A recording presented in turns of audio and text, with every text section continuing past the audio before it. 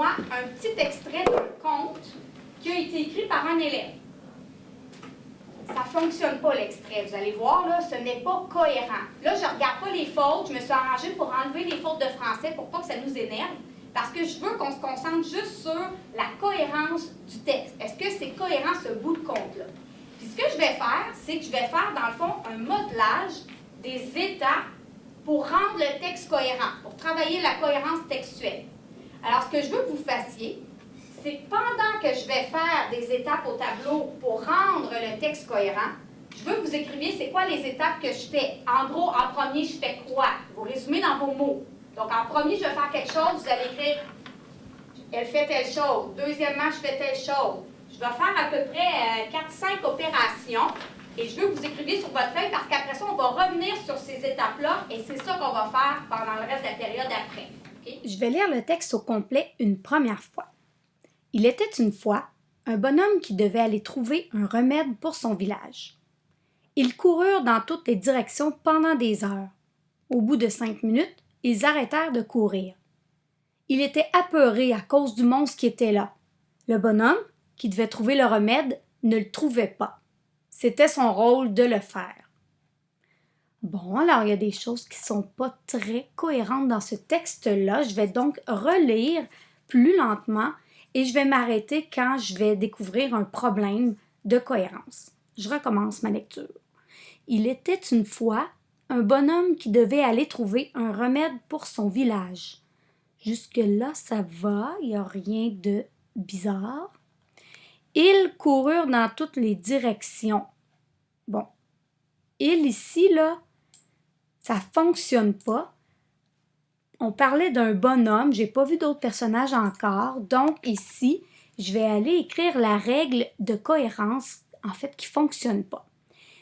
Il, je me demande c'est qui il, donc c'est la règle de répétition. Je vais l'écrire ici, au-dessus du texte. Bon, maintenant que je sais que c'est pas correct, je vais aller réparer l'erreur. Donc, il, c'est pas il. Ici, dans le texte, c'est un bonhomme. Il y en a juste un. Donc, je vais le mettre au singulier. Et là, j'ai pas le choix d'adapter aussi mon verbe. Il courut dans toutes les directions pendant des heures. Parfait.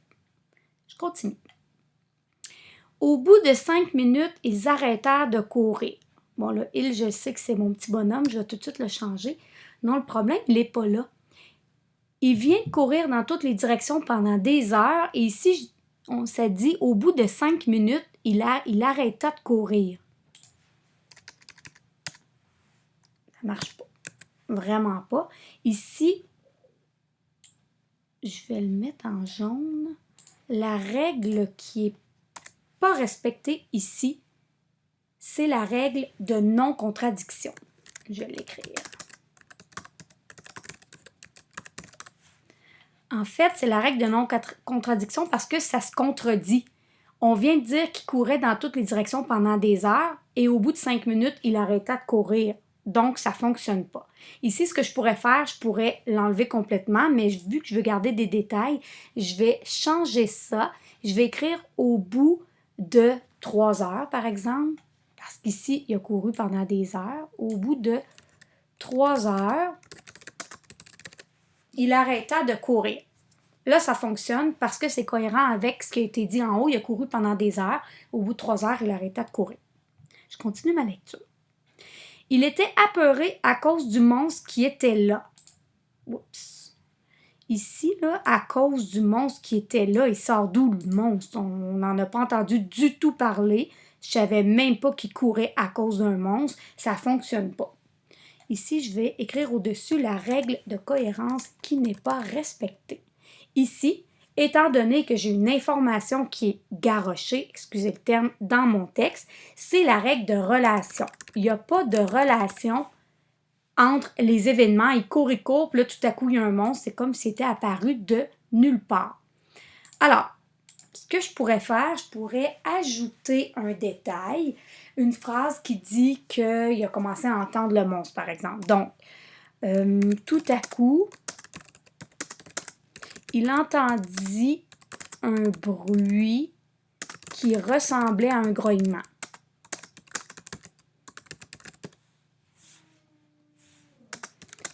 il vit quelque chose. Je vais juste enlever le surligné. Et là, si on regarde, ça devient plus cohérent. Il était apeuré à cause du monstre qui était là. Là, il a compris en fait qu'il y avait un monstre. Et là, on le voit. Au moins, il y a un lien. Là. Il a entendu un bruit, il y avait un grognement. Oups, il a vu quelque chose. Et là, oups, le monstre est là. Donc, c'est pas parfait, mais c'est mieux que tout à l'heure. Je termine ma lecture du paragraphe. Le bonhomme qui devait trouver le remède ne le trouvait pas. C'était son rôle de le faire. Bon, ici, on se répète un peu parce qu'au début, on le dit, je pense. Je vais retourner voir. Il était une fois, il devait trouver un remède pour son village. Alors ici, je trouve que ça tourne un petit peu en rond, là. On se répète beaucoup. La règle ici, je vais souligner ce bout-là. Je vais mettre la règle au-dessus. Ici, c'est la règle de progression. En fait, mon histoire, elle ne progresse pas. Il n'y a rien de nouveau qui se passe. C'est encore la même affaire.